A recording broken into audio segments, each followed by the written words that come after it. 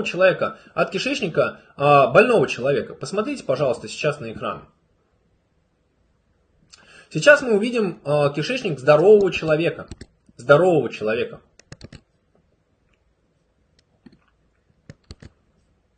Вот так вот он, собственно говоря, выглядит. Как вы видите, красивенький, розовенький, да? Вот женщина, 35 лет, кожные нарушения, головные боли, хроническая усталость. Вот уже нездоровый кишечник. Вот так он выглядит.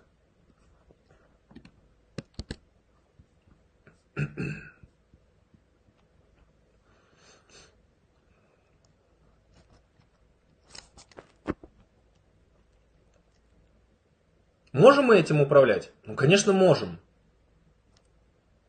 Вот нездоровый кишечник номер 2. Мужчина, 49 лет, ожирение, сахарный диабет, боли в суставах. Внимание, ожирение, сахарный диабет и боли в суставах – это симптоматика. Это плоды на дереве недумания и невежества. Это симптоматика.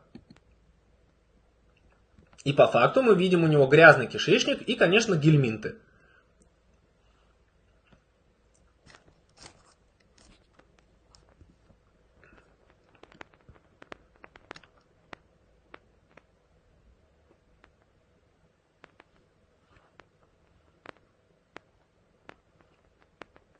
«21 год, женщина, да, девушка по сути, обратилась с молочницей, ослабленным иммунитетом, аллергиями и нервозностью.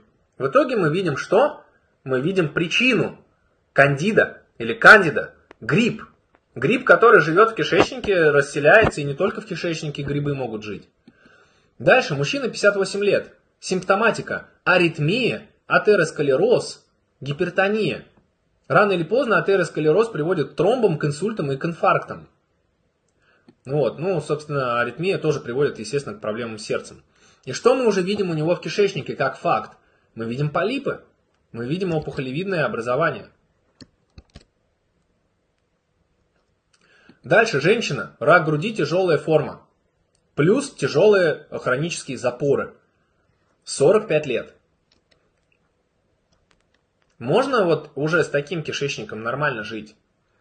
Я напомню, кишечник это второй мозг, если не первый. И кишечник связан напрямую с головным мозгом и со всем организмом. 65 лет, женщина, рак груди. Тоже хронические запоры, сильное загрязнение кишечника.